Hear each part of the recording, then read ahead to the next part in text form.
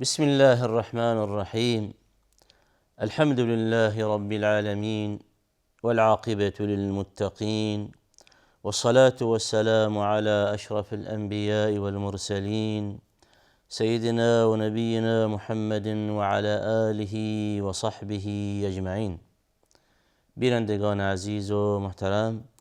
السلام علیکم و رحمت الله و برکاته. همانطوری که ملاحظه می‌فرمایید با برنامه حقوق زن در اسلام در خدمتتان میباشم. در نشست‌های گذشته مسائل مهمی پیرامون حقوق زنان به طور خاص و به طور عام در تمام زمینه‌ها مسائلی به سمع و حضور شما سروران گرامی رسانده شد. در این چند نشست می‌خواهیم به طور عموم حقوق از دیدگاه اسلام مسائلی هم به محضر مبارک شما هم برسانم. با مراجعه به قرآن کریم و سنت پاک نبوی و با نگاهی عمیق به آیات کریمه قرآن کریم و به فرمایشات نبوی علیه السلام به این نتیجه میرسیم بر این که دین مبین اسلام به حقوق به طور عموم اهمیت خاصی میدهد و در واقع این بیانگر این مسئله مهم می باشد بر این که حقوق در اسلام از جایگاه مهمی برخوردار می باشد، چرا که با رعایت کردن حقوق جامعه‌ای در واقع به سمت و سوی خوشبختی و رستگاری سوق می دهیم و با پایمال کردن حقوق و ضایع کردن حقوق دیگران اینجاست که در جامعه بین افراد نزاع و شقاق و درگیری های اتفاق می افتد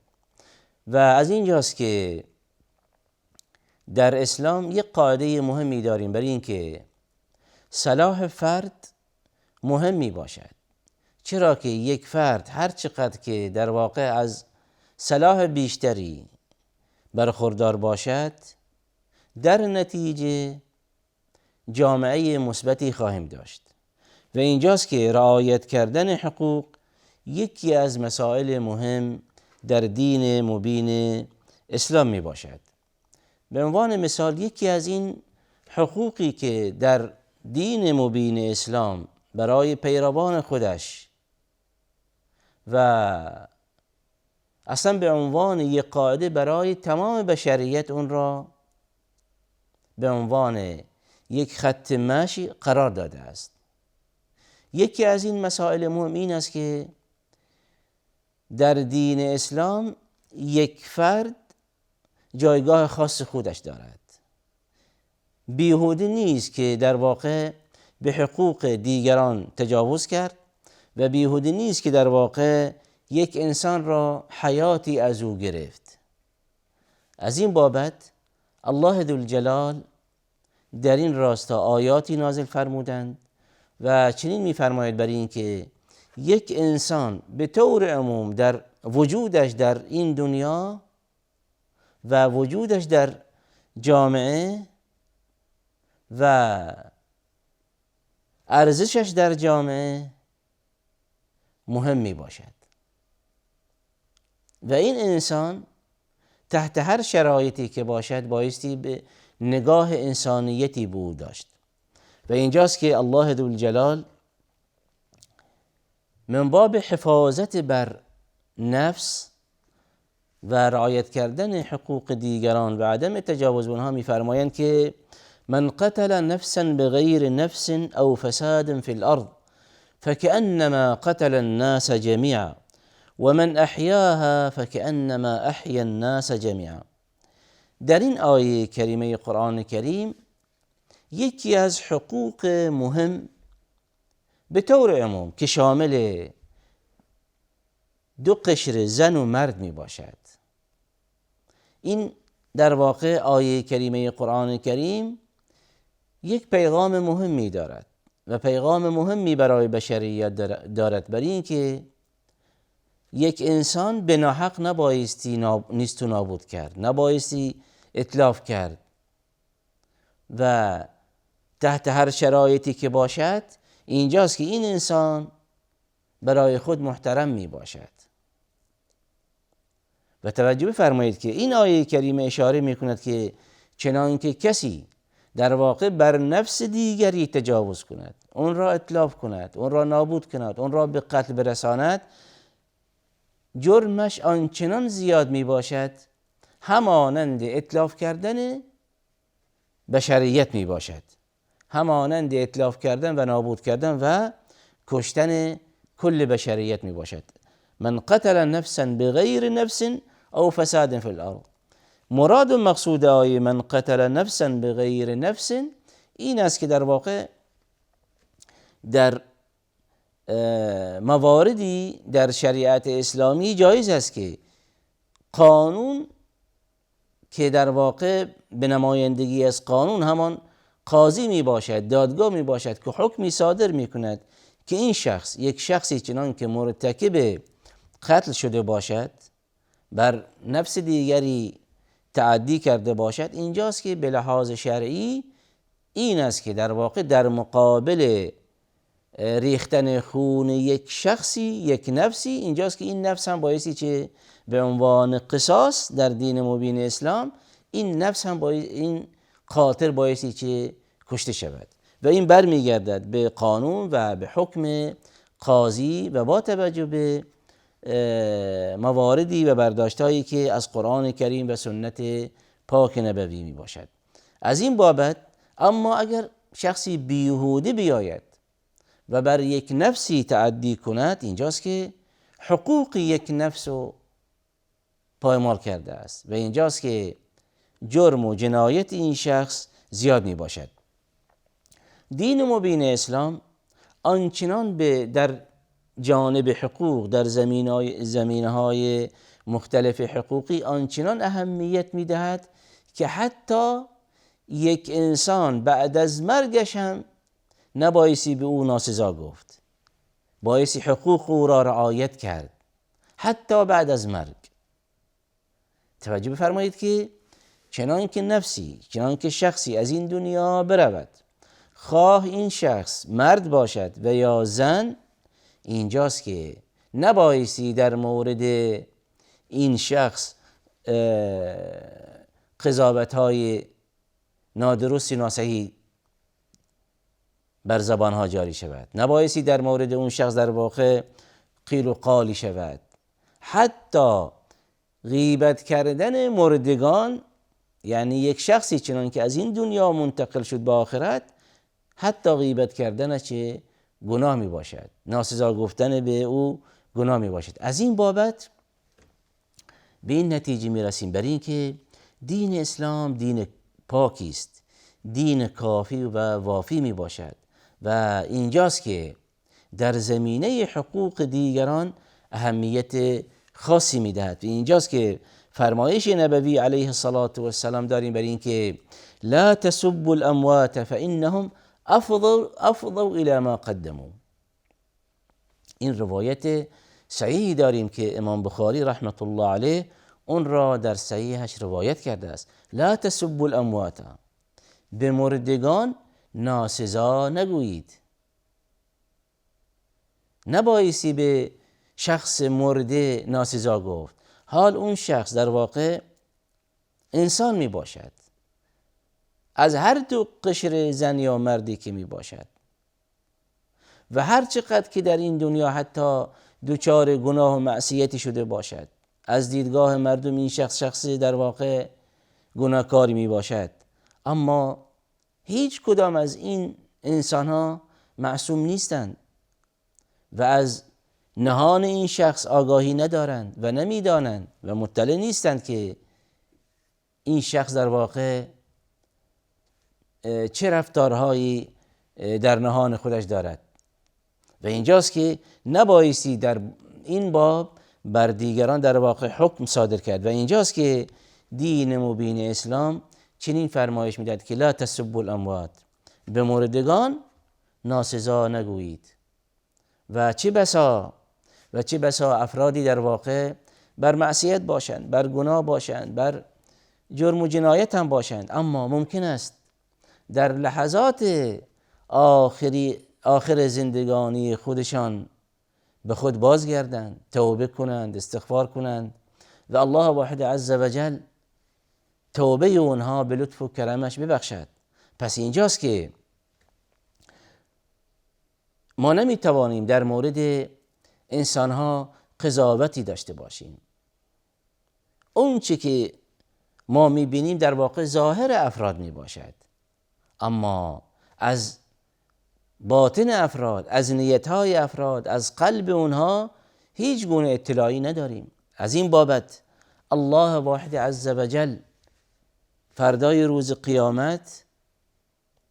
بندگان خودش را از روی اعمال قلب اونها، از روی نیتهای اونها که مطلع و آگاه می باشد، بر حسب اعمال قلبی اونها را محاکمه و بازپرسی می کند. پس توجه بفرمایید که حتی رسول الله علیه السلام در زمانی که در قید حیات بودند، منافقین بودند، یهود بودند، منافقینی حتی همراه رسول الله علیه السلام در صف نماز می ایستادند، اما پیامبر علیه السلام به اعمال ظاهری اونها قضاوت می کرد. خب مشاهده می فرمود برای اینکه یک منافقی همراه مسلمانان نماز می خواند، اما پیامبر علیه السلام در هیچ موردی از او ثابت نشده که از یک منافقی بگوید که تو شخص منافقی هستی و از صف نماز و همراه مسلمانان چه بایستی بری بیرون، مشارکت نکنی. چنین نیست. چرا که در این دنیا قضاوت مردم بر ظاهر افراد می باشد، چرا که از نیتهای اونها اطلاعی ندارند، از اعمال قلبی اونها آگاهی ندارند. و اینجاست که این موارد بایستی چه به الله واحد عز وجل واگذار کرد. و از این بابت طبق فرمایش نبوی علیه السلام نبایستی که به مردگان در واقع ناسزا گفت. در نشست گذشته عرض شد برای اینکه یکی از حقوق مهم مرتبط به قشر زنان این است که در واقع تحت هر شرایطی که باشد بایستی که حقوق آنها را پرداخت. زنان به عنوان مادر، به عنوان دختر، به عنوان خواهر، به عنوان همسر، همه اینها از حقوق خاصی برخوردارند. و اینجاست که یک فرد حتی نبایستی قضاوت بدی داشته باشد نسبت به این در واقع حقوق از حقوق خواهران. و اینجاست که در واقع حقوقی داریم به طور عام می باشند که شامل قشر مردان می باشند و شامل قشر زنان، و حقوقی داریم که در دین مبین اسلام اختصاص دارد به قشر زنان، و این در واقع امر مهمی میرساند برای اینکه قشر زنان دارای حقوقی هستند و باعث حقوق اونها چه رعایت شود. پس اینجاست که با توجه به فرموده پیامبر علیه السلام نبایستی به افرادی که از این دنیا منتقل شدند ناسزا گفت، چرا که اینها با هر عملی که داشتند فانهم افضوا الی ما قدموا، اینها با هر عملی که داشتند، با هر توشه و زادی که دارند، با همان پرونده اعمال خودشان فردای روز قیامت در صحرای در واقع عدل، در دادگاه عدل، در محضر رب العباد قاضی القضات حاضر می شوند و اونجاست که بنا به اون چه موجود است در اون پرونده اینها محاسبه می شوند. پس چنین نیست که در واقع کسی بیاید در مورد مردگان حکمی صادر کند و یا اینکه در واقع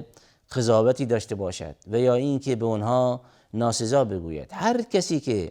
در واقع به مردگان مرتکب چنین خلافی شود بایستی بداند که خودش مرتکب جرم و جنایت شده است، پرونده خودش سیاه کرده است و فردای روز قیامت هم بایستی اونجاست که بایستی پاسخگو باشد. این موردی از موارد حقوق انسان به طور عموم و علی الخصوص از حقوق قشر زنان عنوان می شود. مورد دوم، توجه بفرمایید که هر انسانی در واقع در این دنیا به صورت آزاده آفریده شده است. الله واحد عزوجل بندگان خودش آزادانه و آزاد آفریده است و به اونها حق زیستن به صورت آزادگی هم لطف و عنایت فرموده و اینجاست که نبایستی یک فرد نسبت به فرد دیگری تعدی کند. به عنوان مثال، یک